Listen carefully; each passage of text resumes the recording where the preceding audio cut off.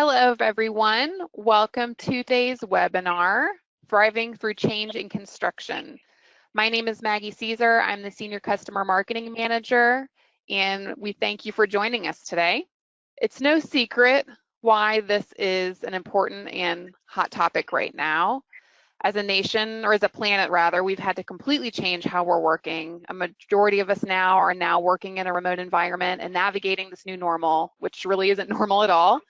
But we've been hearing a lot of stories from some of our customers and peers about how they're continuing to collaborate with other members of their team, what technologies they're using, how they're continuing to report to their stakeholders, and more. So we wanted to share some of this information with you. So we hope you enjoy the topic and find it informative. So at this time, I'm going to turn it over to Dan Connery, who's the Product Marketing Manager, and he's going to be moderating today and introducing the speakers. Thank you, Maggie. As Maggie mentioned, my name is Dan Connery, and I'm responsible for product marketing here at Trimble. I am joined today by my colleague, Matt Sprague, who is also in product marketing. Matt will be asking the panelists questions that were asked by our audience during the live broadcast.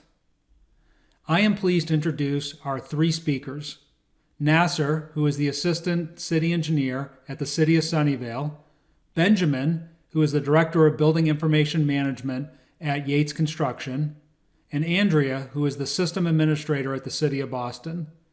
A goal of this session is to provide perspectives both from the owner as well as the contractor. I'll start with you, Andrea. What are you seeing with active projects at the City of Boston? So, as you probably know from the news, City of Boston has shut down all non-emergency construction sites. So obviously after this closure, we've seen in the builder system a little bit of activity, mostly from the contractor side. They were trying to get paid and they were putting invoices through the city. After a few days of the closure, we haven't seen much activity. However, at the moment, the only active projects that we've seen activity in e-builder enterprise, an emergency project led by public facilities. This project is related obviously to COVID-19. City of Boston is trying to renovate another building in order to accommodate more beds for homeless people to respect the new guidelines for the social distances. However, our example is a little bit different than other organizations because we are on an implementation stage right now. So we are taking this crisis to bring this technology to the fullest in the City of Boston.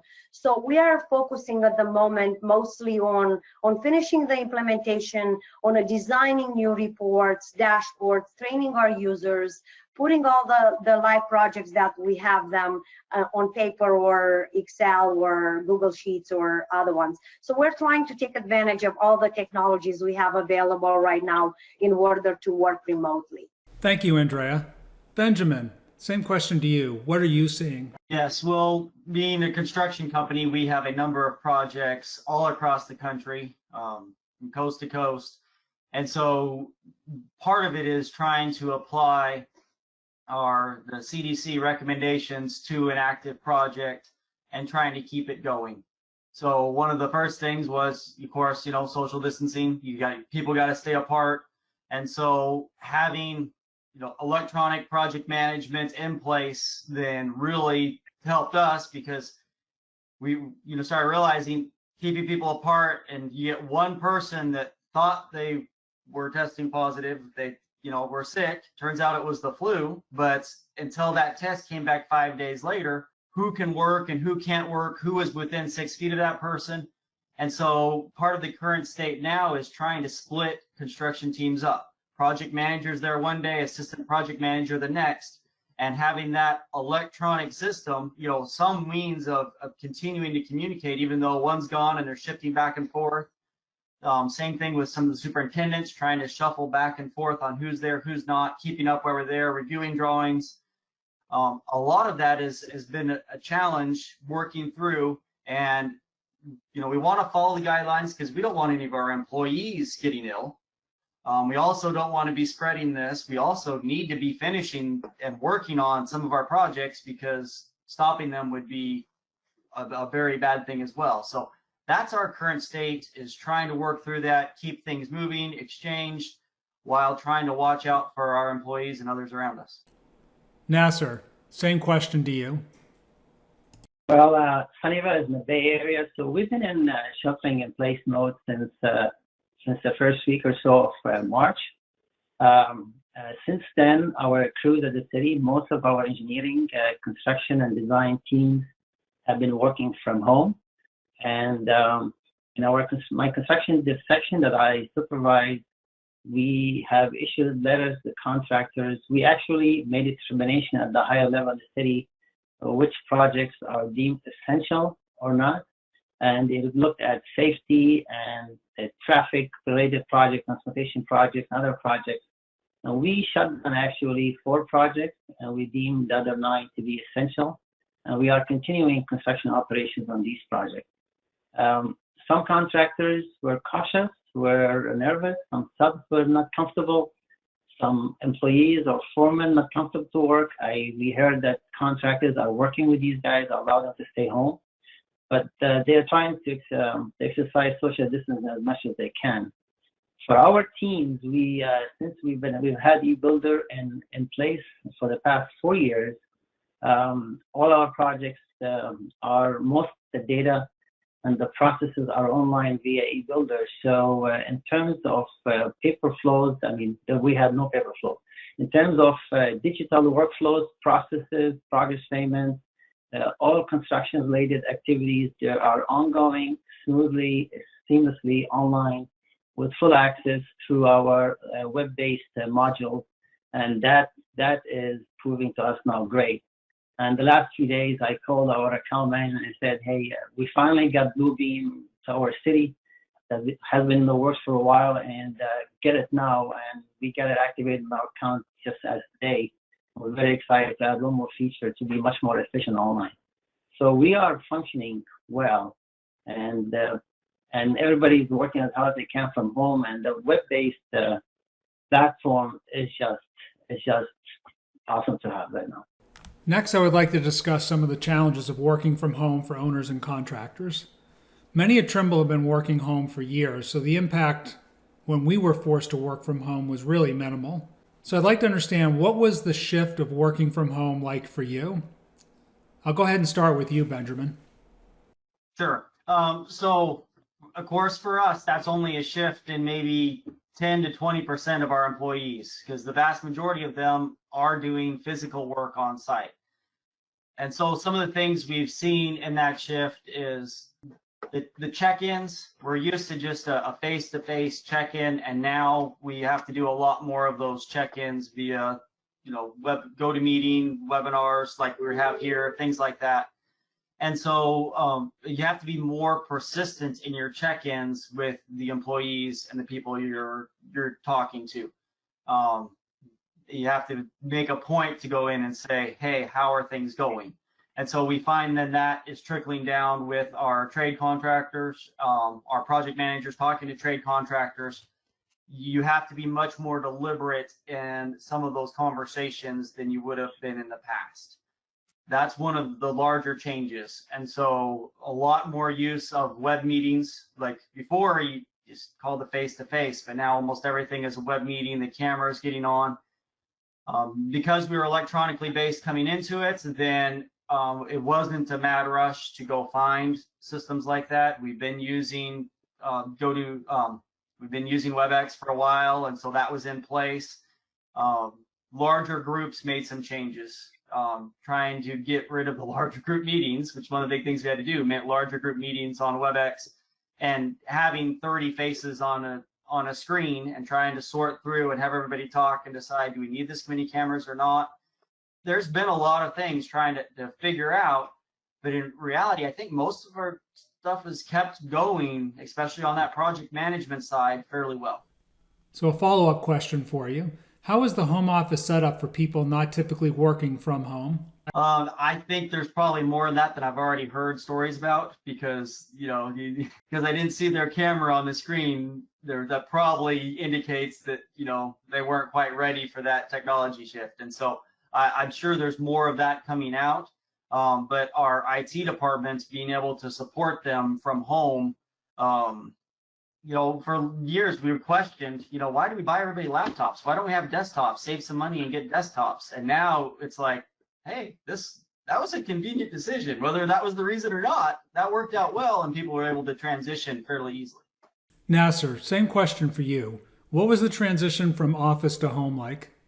Well, the first few days was difficult because you gotta set up your office at home. I have it mine on the dining area. That's why it's colored on the back here, so I'm not shy about that. I gotta move in an office soon because this seems to be a long-term thing. At Sunnyvale, working from home was no. I mean, that was a definite no. But now we are realizing at all levels that this can be done. And there's already some talk about looking at this in the future, how we can mix between here and there.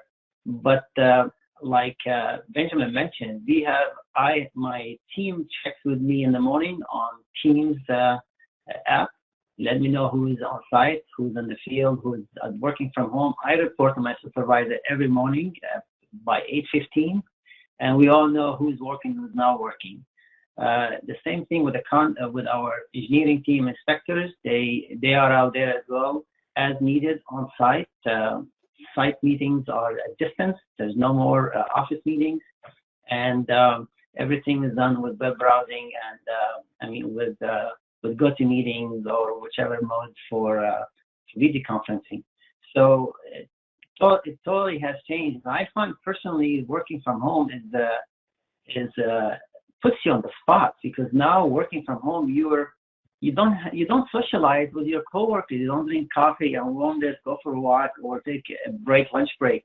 I'm at home. I gotta show everybody I'm working. You get an email, you respond immediately. You get a chat. Oh, I gotta respond that quickly. Because you're trying to prove that this works, and why not continue in the future? And I think it's a shift with the whole team trying to show that we can do it, and we can come up with the challenge of meeting the times we're going through and make it work and keep our job safe and going forward. It's the bottom line. Andreea, how about at the City of Boston? So obviously this was a very challenging time for the City of Boston employees, as we never worked from home previously. And all this time, in the past few weeks, we as a city, we were able to enable VPN and RDP capabilities for all the city employees in order to work remotely. We have created a specific team to support all the city employees with any issues related to VPN connections or RDP connections. I need to say, to applaud my Department of Innovation and Technology from City of Boston, that were able to ramp up this new technology very quickly, and it was really a big challenge for us, because means our infrastructure now is able to handle a much larger volume of remote workforce. Obviously, we start taking advantage of other technologies like cloud technologies like eBuilder or Google Suite. Obviously, all the meetings now are remotely, and the communication right now are a little, challenging, as people are trying to learn a new technology, Google Hangouts or GoToMeeting or Zoom, to communicate with each other. But I personally see this as a big step in our city to improve technology and teach our users to use new technology. And I see everyone got to stay home and use technology. We're safe. We do our part by doing that. I told you I'd pop in. So there was a question actually specifically for Andreea that it was asking, is the City of Boston issuing permit and inspections for surge facilities via regular pre-COVID process, or are you guys doing something different? So have any of your processes changed? So I'm going to have to apologize. I'm not in the position to answer that question, as I work for the IT department and not particularly for the permitting department. But if this question comes from the City of Boston, I would say call 311 and someone will help you with that answer. So because we have projects all over the country, we've seen a variety there where we have seen authorities having jurisdiction where their inspectors then are asked not to be inspecting. And some of those have allowed third-party inspecting companies to then step in and do that. Some that have just limited their number of inspections. So there's a wide range of ways that we've seen that being approached. And basically, if sometimes we're rethinking on projects, did we really have to inspect that? Why have we been inspecting that for the past 10 years? What are we really looking at? And so I think there's been quite a bit of that going on too. And so, but trying to balance between that to make sure that we are meeting contracts, getting inspections done, proceeding with some of this critical work that needs to take place while trying to keep everybody safe and healthy. I don't work for the permitting department and engineering. We have land development that handles this. I really don't know what they're doing, but City of Sunnyvale was really robust in development the last 5 to 6 years, given how the economy was. So they had record people coming from developers submitting permits for development and also encroachment permits. It's gone down to a halt. The staff go in the office intermittently, but nobody's allowed to come in. So I don't know, to be honest, but I'm sure they're working on it online. But in terms of construction inspections, our inspectors are going to sites. They're keeping distances. They're watching from far what's happening. They're talking, communicating with the contractor via phone or whatever is needed, and it's ongoing. It's not going to slow them down. They do their data reports from their iPads and their trucks and so forth. So this is continuing. It's not stopping. We're maintaining quality control still. I would like to discuss how you are keeping your employees connected with each other.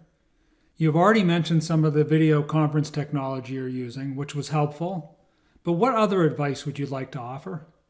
With my team, for example, we used to meet every other week with the construction management team and the inspectors, go over the projects and what's new, what's happening. Now it's weekly. It's a video conference. We check in, everybody asks everybody, how you doing, how you feeling, how's family, and we chat a little bit because we don't meet anymore. And then we go online into the reports and we discuss the project progress and other issues. My supervisor used to meet once every 2 weeks. Now it's twice a week check-in meetings. Even if it's just 15 minutes, it actually helps to keep everybody seeing everyone and chat and smile and see how the work going and talk about work and challenges and what's going on. So along with that, chatting on Teams, that's very handy. Instant chatting, it's quick, it's convenient, it's less formal. Discussions, conversations go quick, and decisions are made very quickly. I've seen us being more efficient working in this environment than being in the office, to be frank, because you know it's important. It's different time. You just get on things, you get an email, chat, you are responding, get it out of the way. Decisions are made and moving forward. So that's how we are keeping that momentum going forward. Awesome. Andreea? So obviously, like everyone else, we take advantage of video conferencing. I'm a huge advocate for video meetings. This is an easy approach that can replicate the benefits of face-to-face meetings that we had in the office. And of course, all our meetings right now are using all this technology, Hangouts, Zoom, GoToMeeting. Of course, we also take advantage of specific chat channels that allows us to work on specific topics. Again, I'm going to give a big applause to all those big names that we've been using for the past few weeks to help us continue to do the business as usual. And eBuilder, of course, is one of the tools that we're using on managing our capital projects. I wanted to share some of the things that we're doing here at Trimble. Our HR team initiated a weekly photo contest for the best meeting screenshot. The winner last week was one of our support teams that created a mask with the image of their vice president, and everyone put on that mask at the end of their meeting and took a picture. Another example are weekly hangouts where teams are getting together socially like they would outside of work. In another case, we did a show and tell with family members, pets, and in my case, I showed everyone my new road bike. We want to keep the human connection going strong during this difficult time. So I was lucky enough early in my career to have a mentor that told me a change is as good as a break. And so being able to change situations, and that's kind of been taken away from me here recently, because it used to be I'd be at this work location and then I would come home. And so I've been telling the people I supervise directly, make sure you're still changing. And so, hey, when you're into the day, go outside. Don't just switch rooms or do something else. Go outside, or at lunchtime, try to do something different. And you made me think of that when you're saying adding something to that meeting, with a picture or something like that, because those changes in our process are what gives us the breaks that keeps us going. And so that's been something that we've been focused on as well. In the office, you meet with your coworkers every day, and you spend 8-9 hours a day with them, depending how long you work. It's your second family, and then they're gone. You don't see them anymore as often. You're missing that. So when we have our web conferencing, sometimes somebody has their baby next to them, or the kid jumps in and they come over, say hello. One time I have a newborn, I brought him in and say, hi everybody. Everybody was happy and excited. So you want to continue that touchy family environment that you had in the office into your web conferencing, and that keeps the bond and the connection going, because we're people, we're all struggling the same way, and we miss that outside external connections we used to have. So video conferencing is the only way we have to live with now, so make the best out of it. That's a good point, Nasser. Over the last 4 weeks, I've been able to meet the children, spouses, and pets of my coworkers during various meetings. These interactions have really provided me the opportunity to create a much deeper bond with the people, and that has resulted in a drastic increase in how well I work with them. I feel I've been able to build trusting relationships with people much more quickly, and I think that's going to benefit the business when we're able to return back to the office. And that's been a cultural change for us too, because we did quite a few WebEx meetings before. I'm the director of virtual design and construction, so we did a lot of virtual stuff. But now I welcome those moments, and I'm trying to get other people to welcome those moments as, oh, hey, I can hear you, your child in the background asking you a question. Yeah, go ahead and take care of them. How are they doing? And try to actually address it in a positive light as a change right there to make people feel comfortable with some of this new situation we're in. Now I want to ask you, what would life have been like if you had not invested in a project management information system? Much challenging. As I said, it's been challenging to move on-site workforce to a remote workforce for the city, and obviously cloud-based platforms are much easier to use, and they're much user-friendly. So obviously, if we would have all our applications cloud-based, we didn't need to invest on VPN or RDP capabilities, but also user will have an easier access to the application per se. So having eBuilder, it definitely was easier for my eBuilder users, because they didn't need those capabilities. They just went to the website and click on the URL and log in, and that's it. For people who are using on-prem systems, obviously it's an extra step. You have to connect to VPN, you have to remote to your desktop, you have to then connect to the application. So cloud-based solution, I feel like in a time like this, helps organizations a lot. If we didn't have eBuilder, I would have much more gray hair right now.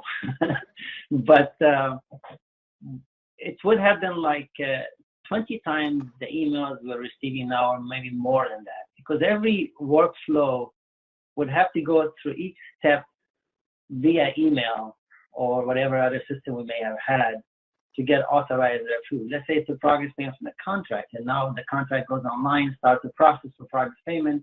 It goes to the inspector, reviews it, goes online to the construction engineer, then goes to the levels of approval within the city, the senior, the assistant engineer, the city engineer, director, depending on the authorization of the progress payment we have set up in the process. Now, if I don't have eBuilder, it's an email going once and one email, all the way to finance for payment. With eBuilder, it's all digitally stamped. The contractor goes online, knows exactly where's the step in the process, knows who's the actor is going to do the work, and they see it moving forward. And once it goes to finance, it says check issued and paid and done. Similar with RFIs and construction submittals and design submittals, the paperwork and the forwarding would have been tremendous. So with the process we have in place, you know exactly what you have. Not only that, we also have dashboards and processes dashboards and summaries and gauges that tells exactly what's open, where's it at, what's the red flag, what's still in the system, what's been taking too long or just got started. So every Monday morning, we are able to see where everything we're doing is at and what needs to be addressed. Without that, as a manager at home, you'll be losing your mind. You just will have no idea what's in and what's happening. So this way, it's a lifesaver for us, honestly. Yeah, I was actually going to save this question to the end, but Nasser kind of dovetailed very nicely into Sorry. it. No, don't apologize. It's perfect. So someone asked a question specifically for the city agencies. Are workflows completely digital, or do they eventually hit, and I'll use their words, a digital wall and have to switch over to paper at all?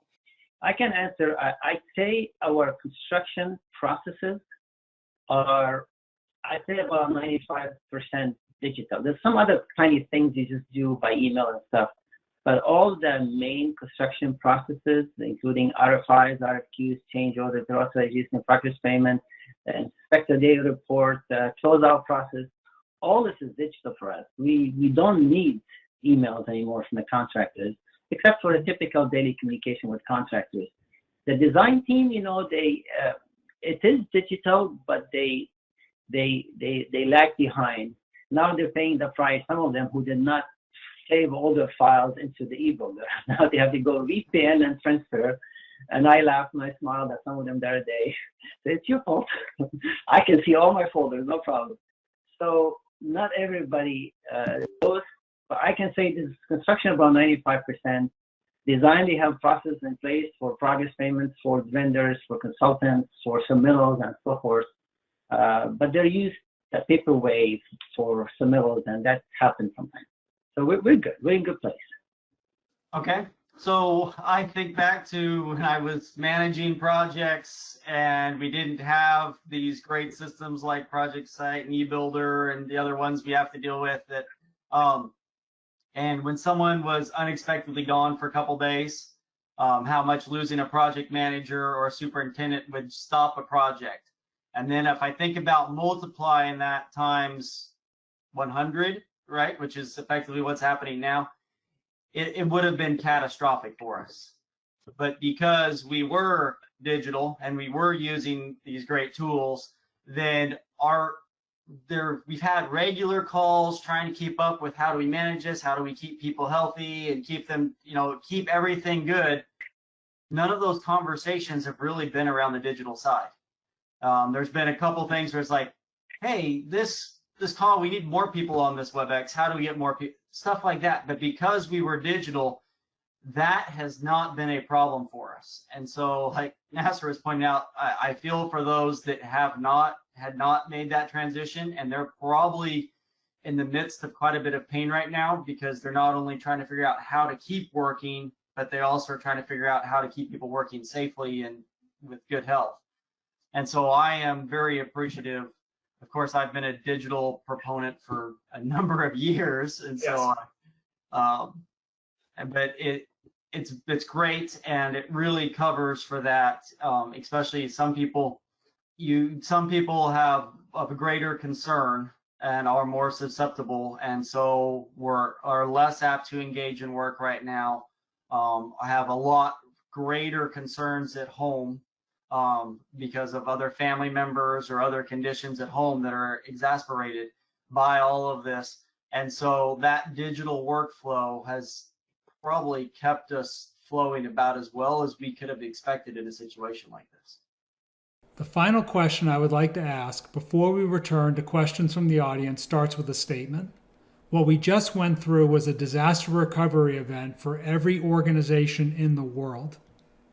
What will you do differently to prepare for the next time this happens? One of the things that I would like to have done differently is we were not open to the work at home environment like other companies were, because we're a construction company. Some people were more than others and things like that. And so the general idea of what do we do because of tradition and what do we do out of necessity, and trying to keep that open so that way it's not such a culture shock when it hits. We've kept going quite well, but some individuals, of course, have felt quite a pain from this. And so I think the thing I want to do differently moving forward is being more open to, why do we do it this way? Do we need to do it this way? Yeah, one thing with the inspection, I remember, our policy was, if you're an inspector, you come in the office first, let's see your face first, let's make sure you're here, your inspection team check in, whatever you're going to do, then go out the site. The inspector say, hey, I can, on my way home, I am way to the office, I can just, no, come over to the office, let's see you first. This is gone. We don't have to see you first. Now, the inspector is their own. He just lets us know, I'm going to go to the site as needed, and we know they're there, and we know they're covering their work, we know they're writing daily reports. So that's changed. That's totally changed, and more to come. So obviously, because we're in the implementation stage, my answer is a little bit different. But what would I do different next time? I would try to invest in technologies that allows us to still offer, allows us to do our work from anywhere, remotely, electronically. I would like, but this is hard. Again, you need to work first on a culture change, and then you need to analyze the technology and try implement it. As I said, we're in a different situation, but I can see that once the construction opens up, even we work from home, definitely builder, having the workflows implemented in a builder will help a lot. Yeah, so, and a couple of things that I've heard, just to wrap this particular question up, is laptops. Maybe it's a better idea, laptops versus desktops, because then you got the mobility. Andreea, you mentioned a couple times about RDP, so remote desktop. So people can tunnel into their machines and get to on-prem solutions. Good VPN, make sure you have good VPN capabilities in place. For us, it was upgrading some employees' bandwidth at home. Maybe they didn't have higher level bandwidth. I agree completely, Benjamin, with you. I'm hoping that one of your points of companies will be more open to work from home.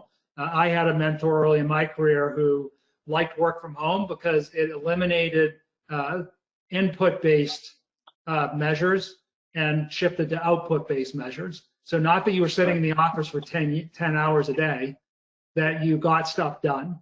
And when you're at home, nobody knows if you're working 10 hours a day, you're working 4 hours a day, you're working 16 hours a day. All people know is what you're getting done or what you're not getting done. So anyways, I think those are some neat concepts. Great. So yeah, we'll start off with one that is a bit of also a selfless promotion for next week's webinar, which is so well, I'll let the question speak for itself. It's not solely about this, but it definitely hits on these. So the question was, how are you handling bid openings for any of your CIP projects? I can start with our city. The way it used to be is you would go into the purchasing department and all the contractors come in with their sealed envelopes and they're open in front of everybody and then read out loudly and summarized. Right now, they're going into some form of web hosting mechanism where they all can get into and watch everybody happening. So for me, I think this is far behind. I try to get a bidding. I'm not complaining about my city. I've been trying to get a bidding module in place, but we have a new financial system being put in place. So we had to wait until the system is finished to module. But that has been taking a couple of years to happen. So right now we don't have a digital bidding module, and it's actually a deficiency for us. It's one of the weak links for us going between design and construction. However, our purchasing team are working so hard trying to make things happen and meet our design production to get it into bidding and then construction. So it's a challenge for us right now because we don't have the digital tracking once it leaves the design team to purchasing department in different division, different department. And once it comes back to construction, the contract is executed, then I have the digital tracking again and see where we at. So this is a big issue for us. Same here for the city of Boston. We don't do biddings online at the moment. I just asked the departments, public facilities, public works, and parks and recs how they do online biddings on Tuesday, and they said they have Tuesday and Friday office hours to still do this in person. And I know, especially my department, my colleagues from PeopleSoft side, they're trying to ramp this up to do online biddings via the PeopleSoft. But this is a work in progress, and hopefully next time we will have that available and will not experience this challenge. One of my other final questions is going to be, what good do you think is going to come out of this situation? And I'm hoping, and this is riffing a little bit off of Benjamin, your point about work from home, I'm hoping some of these things that people said, absolutely not, we can't do this, like digital bidding, will start to break down. So Matt, what other questions do we have? So this was a little bit of an observation by one of our attendees, but with a question at the end, is actually someone from the city of Kansas City. So that basically different trades really weren't typically involved with the physical matters of the project are now sharing, getting progress photos shared with them, and everybody getting a feeling of belonging and feeling proud to be together in the achievements that are happening right now. But have you experienced any, the kind of a similar type of scenario with any of your coworkers, and are more people getting involved with kind of bigger picture things that are going on within your projects? So I've seen quite a few people that over the years I've been trying to get more involved in virtual design and construction and all of this online stuff, that they get it now in the past 3 weeks. They're like, if we can figure all this out online first and then just go build it once. And I don't know why that didn't register with them that well before, but I've seen quite a few that are like, oh yeah, this makes sense. And so it's a lot back to what Nasser was talking about, someone having to drive into work just to get on a computer anyways, or drive into work just before they go to do their inspections as some sort of a checkpoint. And I think it comes to that our level of trust in each other is probably going to raise after this.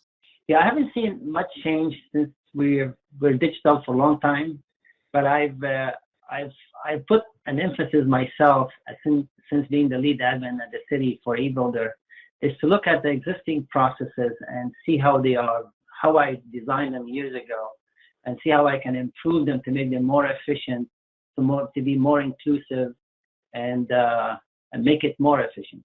So that's something I'm doing. Actually, I talked to one inspector the other day before yesterday. Say, hey, it rained over the weekend. Make sure I told my engineer, make sure the inspectors do water pollution control after rain report. And this used to be a 3-triplicate form that the guys did, and they passed it to everybody. So when the inspectors say, hey, Nasser, let's do a process for that. Let's just digitize it.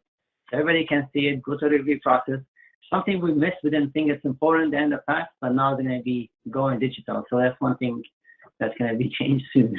Great. So one last question from my standpoint. Actually, there's a second question of which was directed to me, which I'll answer afterwards. Is from a technology standpoint, for your opinion, basically for your opinions, what's been the greatest challenge within your organizations, specifically from technology side? Everybody looked up to the ceiling. Tells you this one makes you think. So, I mean, it kind of comes back to our greatest challenge was we are big proponents of lean construction. And so that's last planner meetings, that's getting all the foremen in the meeting for a huddle together every morning, and all that got wiped away. And so, yes, we have had a technology challenge there. Do we go to a virtual lean process for those huddles, which we'd actually resisted previously because they are not as effective when you can't get the participation and the people there participating. but they're more effective than not having the meeting. And Right. so that transition there has been a technology change, as in implement a new technology as quick as you can to cover for a very important aspect of our work that we're used to doing. That's been probably the biggest tough sticking point for us. And we think it's going to be better than having a group of 15 people all trying to stand 10 feet apart talking to each other. Yeah, we had just my answer to Matt's question with our implementation team was similarly. Our implementations were very hands-on, a lot of time in person. I know, Benjamin, I've been watching the Yates implementation, and so it's, we like to be on site with our customers to do the implementation. And I think your lean example was perfect. It's the same thing for us. Is it better than? No, but then being in person. But you do have technologies, and we've had another one of our large customers went to a complete digital implementation, and there were certain parts that are better now of that, but we still look forward to going back to the time we can spend some time together. Beyond the web-based platforms we have, technology-wise is existing. I mean, we quickly switched to online conferencing and so forth. So it's no problem. I didn't see a challenge with that. The only problem we have sometimes when you have 10 people log in a meeting and somebody has an audio issue, somebody has a cell phone, the computer on the same time, you hear the echo. So you spend 5-10 minutes trying to figure out the bugs before you start. And then there's always somebody who has something in the background, equipment or a kid or some sound. It's distracting. You don't hear everything well, but you just got to do well with it and just go on and concentrate. That's one of the issues with, online meetings. It's different. Something I'm trying to promote with online meetings is you could still take a break every hour for like 10 minutes. It's like when we go to online meetings, they think, oh, we're going to meet from 1 till 4 and just want to sit it out. And I'm like, we could still turn our monitors off and go take a break for 5 minutes and come back. So I want everybody on this call to remember that. If you remember nothing else, take breaks. That's actually an awesome point. Yeah, it's especially for people that can go long times without breaks. For me, it's also just the ability to get some water and rehydrate. So that's you're hitting my wrap-up question. So all right. So really, what I want to do from a wrap-up perspective is is there any final advice that you would like to give to those in the audience as far as lessons learned? Or so Benjamin said, make sure you give bio breaks. So that's a good one. Nasser or Andreea, anything that you want to add? So obviously from the organizational point of view, our advice is to invest in the right technologies, to implement the right technologies that help your workforce to work remotely. But from the personal point of view, I would advise everyone to have a comfortable place where they can work, stay healthy, and stay connected with each other. Even making a call and check on your teammate, that means a lot on times like this. There's no question organizations, public agencies, and private companies have to go digital. The old way of doing paperwork management and workflows and paper shuffling in the office is not going to happen. Even when we come back after this pandemic, there's going to be people are scared or worried, and people are going to say, hey, this works, online works, working from home works. So organizations have to invest in digital platforms and make it web-based. So in this case, just in case it happens again at this level, they wouldn't be faced with total shutdown from the regular workforce. We are fortunate that in my division that we have e-builder in place. This made our decision making about continuing to work with the contractors and with our design operations much easier. There are some other smaller divisions, some little sections that they have to shut down because there's not much they can do online. Everything is paper. So that's the advice. Invest in the future and go digital, definitely. And I know, and I'll end on this comment with this particular session is, Andreea, you had mentioned as far as taking this opportunity to really accelerate your implementation you're going through. And one of the things that we're doing is, and Nasser, you mentioned that with your inspection workflow, you're going through and really saying, are we optimized? Are we running optimally? And so I'd encourage folks that have invested in technology that now's the time to really, really make sure that you're optimizing your use of that technology, whatever that technology is. And that's what we're doing here at Trimble. We're going through every process that we have. So when this ends, and it will end, that you come out of it stronger than when you went into it rather than weaker. So definitely those who have not yet made a jump to a cloud-based project management solution, I think this is hopefully, like Benjamin, I was thinking your point about VDC, and people are like, man, we should have done this. I hope at a minimum, one piece of good news that comes out of this is you realize the cloud is your friend. It's not your enemy. And you need to make that investment. All right, I'd like to conclude today's webinar by giving you instructions on how to find the recordings. If you're an owner customer, you can go to e-builder.net, click on the resource link, and then you'll find a section under events and webinars where you can click on upcoming events and webinars, and all of the recordings from this series will be listed there. If you're a contractor, you can come to projectsite.trimble.com, click the resources link, and then you'll see a link for events and webinars. And if you click there, you'll also see a list of the webinars from this series. I'd like to once again thank our speakers, and I'd like to thank you for listening to today's session. I hope you stay safe and well. Thank you.